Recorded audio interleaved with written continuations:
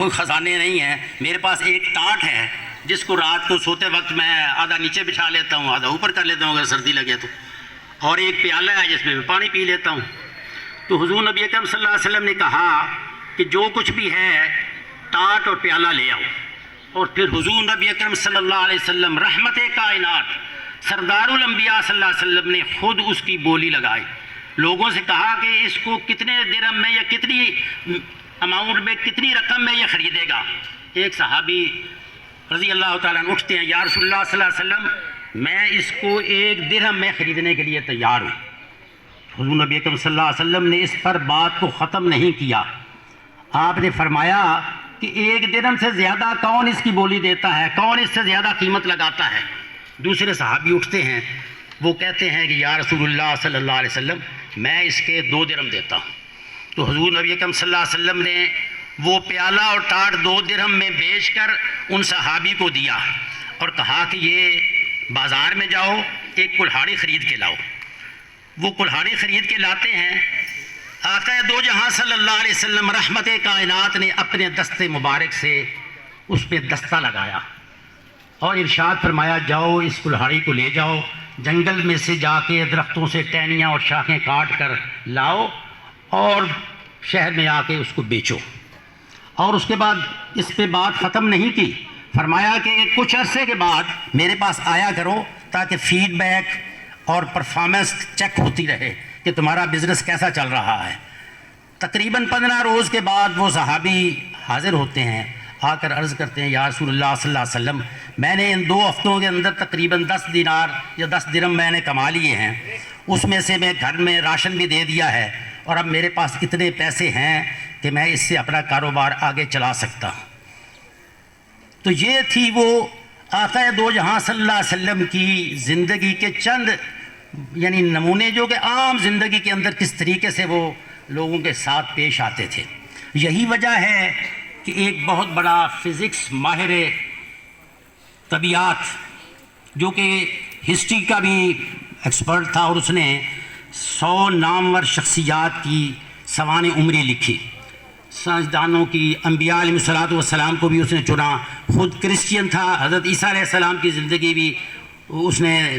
کی سوانح عمری بھی لکھی، حضور نبی اکرم صلی اللہ علیہ وسلم کی بھی زندگی پہ اس نے اپنی روشنی ڈالی اور کچھ یعنی چند صفحات لکھے۔ تو لکھنے کے بعد اس نے سوچا میں ان کو کیوں نہ درجہ وار پہلے نمبر پہ کون آئے گا، دوسرے نمبر پہ، تو ترتیب دی۔ اس میں الیگزینڈر دی گریٹ، سکندر اعظم جیسا بادشاہ بھی تھا، حضرت عیسیٰ علیہ السلام بھی تھے، حضور نبی اکرم صلی اللہ علیہ وسلم بھی تھے۔ تو اس نے سوچنے کے بعد اس نتیجے پہ پہنچا کہ کائنات کے اندر روحانی طور پر اور انسانیت کو جو سب سے زیادہ فائدہ پہنچا ہے وہ حضرت محمد رسول اللہ صلی اللہ علیہ وسلم کی ذات ہے۔ حضور نبی اکرم صلی اللہ علیہ وسلم کو اللہ تعالیٰ نے صرف انسانوں کے لیے ہی نہیں بلکہ جیسے کہ میں نے قرآن پاک کی آیت پڑھی ہے وَمَا أَرْسَلْنَاكَ إِلَّا رَحْمَةً لِّلْعَالَمِينَ، تمام جہانوں کے لیے، قیامت تک کے آنے والے انسانوں کے لیے بلکہ جانوروں کے لیے بھی رحمت بنا کے بھیجا ہے۔ اور پھر قرآن پاک ایسی کتاب آپ کو اللہ تعالیٰ نے عطا کی کہ حضرت موسیٰ علیہ السلام کو کتاب دینی تھی تو کوہ طور پر بلایا گیا،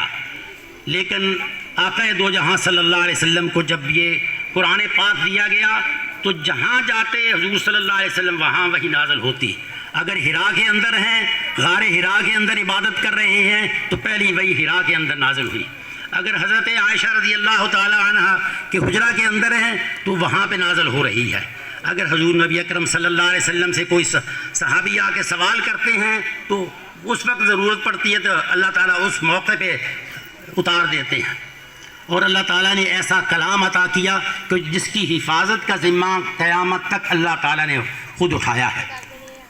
اور حضور نبی اکرم صلی اللہ علیہ وسلم کو وہ قوت گویائی بخشی کہ آپ کی زبان سے نکلنے والا ہر کلمہ جو ہے وہ وحی الہی بن گیا، وما ينطق عن الهوى ان هو الا وحی یوحی۔ تو میرے عزیز طالب علم بچوں، میں آپ سے یہ گزارش کرنا چاہتا ہوں کہ جو تعلیمات قرآن پاک نے اور حضور نبی اکرم صلی اللہ علیہ وسلم نے کی سیرت سے ہمیں ملتی ہیں، ہم ان کو عملی طور پر اپنی زندگیوں کے اندر اپنائیں۔ آج غیر قوموں نے ان چیزوں کو اپنے اندر اپنا لیا ہے۔ اس کی میں ایک چھوٹی سی مثال دے کر اپنی بات کو سمیٹنے کی کوشش کرتا ہوں کہ 82 میں مجھے جاپان جانے کا موقع ملا، تو وہاں کچھ دوستوں نے کچھ کلائی گھڑیاں جو ہوتی ہیں رسٹ واچ یہ خریدنی تھی۔ ایک دکان پہ گئے تو وہاں ایک دوست کو گھڑی پسند آ گئی، تو کہتا ہے اس کی قیمت کیا ہے؟ وہ دکاندار کہتا ہے کہ میں نے یہ گھڑی نہیں بیچنی۔ بڑے حیران ہوئے، بھئی گھڑی بیچنے کے لیے اس نے رکھی ہوئی ہے شو کیس میں ہے تو بیچ کیوں نہیں رہا؟ تو اصرار کیا تو اس نے ایک لینس نکال کر اس کے اوپر رکھا، میگنیفائنگ گلاس، تو کہا یہ ایک ہلکی سی خراش نظر آ رہی ہے اس کے شیشے کے اوپر، تو عام آنکھ سے بغیر میگنیفائنگ گلاس کے وہ خراش نظر نہیں آ رہی تھی، تو اب میگنیفائنگ